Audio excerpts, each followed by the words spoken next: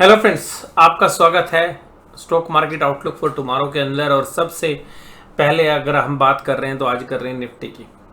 देखिएगा, निफ्टी के अंदर आज 19,000 का दायरा टूट गया। और सबसे खास बात क्या है कि इस हफ्ते के दौरान जितने भी पुट राइटर थे सब फंसते हुए नजर आए। कहीं पर पुट राइट हुई, आउट ऑफ द मनी थी तो बात अलग है, but out of the money भी इस हफ्ते में इन द मनी हो गई। और निफ्टी में क्योंकि 19,050 के आसपास एक अच्छा लेवल था तो वहाँ से नीचे ही बाजार खुला और पुल बैक सस्टेन ही नहीं करा, क्योंकि 19,041 के ऊपर बाजार गया ही नहीं। तो इस उम्मीद में थे हम भी कि 12:30 बजे 1 बजे के आसपास एक पुल बैक आना चाहिए, लेकिन आज एक्सपायरी का पूरा मजा एफआईआईज ने लिया और एग्रेसिवली जो है पोजीशंस सेल साइड में बनाए रखी गई। अब अगर हम निफ्टी के अंदर भी देखें तो ये जो 3 कैंडल्स थी जो आपने जो ब्रेकआउट कैंडल्स के रूप में देखी थी, उन सब ब्रेकआउट कैंडल को यहाँ पर ख़त्म कर दिया गया है। अब जो गिरावट है, हालांकि अभी देखिएगा एक बेस है, अगर हम डेली चार्ट पर देखें तो निफ्टी क्या है में, तो जिसकी वजह से हमें लग रहा है कि एक पुल बैक हम एंटिसिपेट कर रहे हैं।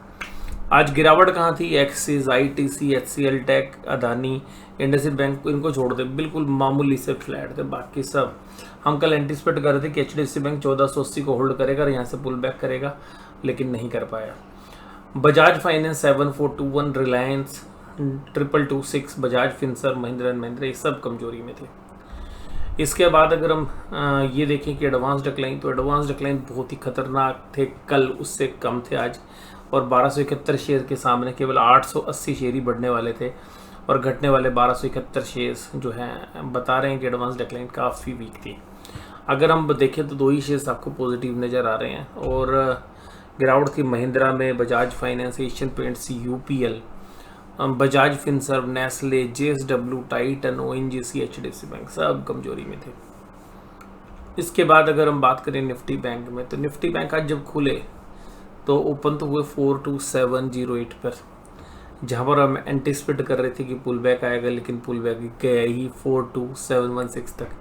फिर बाजार एकदम तेज़ी के साथ नीचे आने शुरू हो गए, 1-2 घंटे नीचे रहे और फिर हमें लगा कि 42,100 के आसपास से बाउंस आएगा। एक बार 300 तक बाजार गया अभी, लेकिन वहाँ पे सस्टेन नहीं किया। फिर हमें डाउट हो गया कि एक बार शायद दोबारा से अटैम्प्ट करें।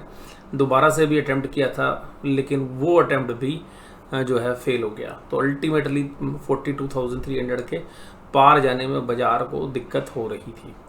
और वो जो दिक्कत हो रही थी वो जो है बाजार के अंदर जो है लगी और लास्ट में फिर एक सेल ऑफ बन गया।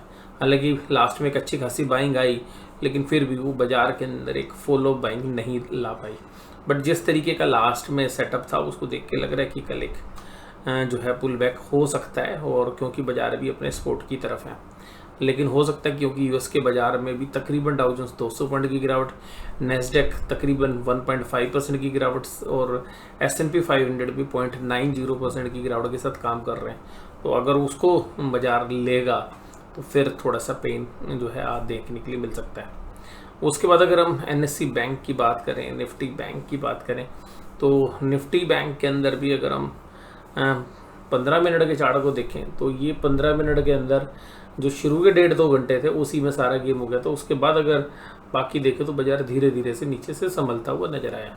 तो अल्टीमेटली बड़े प्लेयर्स जो है शुरू के 2 घंटे में ही एक अच्छा खासा माल बेचकर लगातार बेचते रहे। फिर जो भी बाइंग आई वो इतनी बड़ी नहीं थी कि जो सुबह की सेलिंग को ऑब्जर्व कर सके। और वॉल्यूम वाइज भी अगर हम देखें तो लास्ट के जो तकरीबन 1 घंटे के आसपास का समय था, इस घंटे के दौरान वॉल्यूम बढ़े और एक बाइंग भी आई। हालांकि इसमें कुछ एफएनओ की क्योंकि एक्सपायरी होती है तो उस वजह से भी वॉल्यूम बड़े हो सकते हैं। निफ्टी बैंक में अगर हम 5 मिनट के चार्ट में देखें तो ये देखिएगा, शुरू में मैंने कहा 1-1.5 घंटे बाजार गिरे, लेकिन बाद की जो 5 मिनट की कैंडल है वो सब अगर देखें तो धीरे धीरे करके अब बढ़ती, ये इंडिकेट कर रही है कि यहाँ पर माल जो है कंसोलिडेट किया गया है और लास्ट में भी सेल ऑफ नहीं हो पाया। तो ये भी एक एंटिसिपेशन दे रहा है कि एक पुल बैक हो सकता है बाजार में। और आज गिरावट थी एचडीएफसी बैंक में, SBI, Kotak Mahindra bank, ICICI bank, bank of Baroda, ये सब कमजोरी के साथ काम कर रहे थे। Axis bank, Punjab national bank, ये दो तेजी में थे, बाकी सब आज गिरावट के साथ काम कर रहे थे। IDFC फर्स्ट बैंक भी 100 रुपये से 84 रुपीज़ आ चुका है, और शायद अब भी जो है बैंकों में जिस तरीके का सेल ऑफ हुआ है, तो पहले एक टेक्निकल पुल बैक तो हो जाए, लेकिन उसके बाद भी देखना पड़ेगा कि बाजार संभलते हैं या नहीं संभलते हैं। FIs ने 7,700 करोड़ की सेलिंग की, ये तो DIs ने आज 6,500 करोड़ खरीद के बाजार को रोकने की कोशिश की, पर मुझे लगता है कि FIs ने भी काफ़ी हद तक माल बेच दिया है, अपनी पोजीशंस केयर ऑफ कर ली होंगी, अच्छा खासा प्रॉफिट काट लिया होगा, तो इस वजह से हमें लग रहा है कि शायद अभी यहाँ पे बाजार थम सकता है और एक टेक्निकल पुल बैक दे सकता है। और अभी जो डेटा है FNO के नहीं है हमारे पास उपलब्ध। इसके अलावा पुट कॉल रेशियो 0.61 पर है, put call ratio bank Nifty में 0.68 पर है, तो यहाँ से भी एक अंदेजा मिल रहा है कि पुट कॉल रेशियो काफ़ी नीचे की तरफ आ गई है, तो यहाँ से भी एक पुल बैक हम एंटिसिपेट कर सकते हैं। हालांकि डाउ जोन्स इंडस्ट्रियल एवरेज में 200 पॉइंट की गिरावट है, ब्रेंट क्रूड $88 पर आ गया है, और ऑप्शन चेन के डेटा में देखें तो 19,000 के ऊपर ही एक अच्छी खासी कॉल रेटिंग है, तो एक रेजिस्टेंस बनेगा। लेकिन अगर 19,000 के ऊपर बाजार खुलेगा तो 19,050 के आसपास एक रेजिस्टेंस है, तो जब तक बाजार 19,050 को पार नहीं करेगा तब तक देखिएगा वहीं पर अटकता हुआ नजर आएगा, अगर पुल बैक भी लेता है तो। वहीं पर अगर निफ्टी बैंक में देखें तो 42,300 पे जो कॉल रेटिंग नहीं है, 42,500 के आसपास एक कॉल रेटिंग आपको देखने के लिए मिल रही है, लेकिन पुट राइटर कहीं पर भी बाजार में नज़र नहीं आ रहे हैं जो तेज़ी का संकेत दें, तो 42,000 पर भी पुट राइटिंग नहीं है, तो ये थोड़ा सा जो है इंडिकेट कर रहा है कि बैंक निफ्टी के अंदर जो पुट राइटर हैं वो इतने डरे हुए हैं, आप पुट लिखने के लिए तैयार नहीं है। तो क्योंकि पुट राइटर्स के पैसे जो इस बार टूटे हैं बाजारों के अंदर इस हफ्ते के दौरान, तो पुट राइटर अभी कॉन्फिडेंस लेके ही नहीं आ पा रहे हैं। तो इस बार की जो एनालिसिस थी उसमें मैं बस यही कहना चाहूँगा कि भाई जो हम पिछले 1-1.5 महीने से चर्चा कर रहे थे कि भाई यहाँ पे बाजार नहीं सस्टेन होना चाहिए, नहीं होना चाहिए, लेकिन देखिए अब जहाँ पर है बाजार है, अब यहाँ पर हमारी न्यूट्रल वैल्यू है, न्यूट्रल वैल्यू के ऊपर है, एक टेक्निकल पुल बैक हम एंटिसिपेट कर रहे हैं।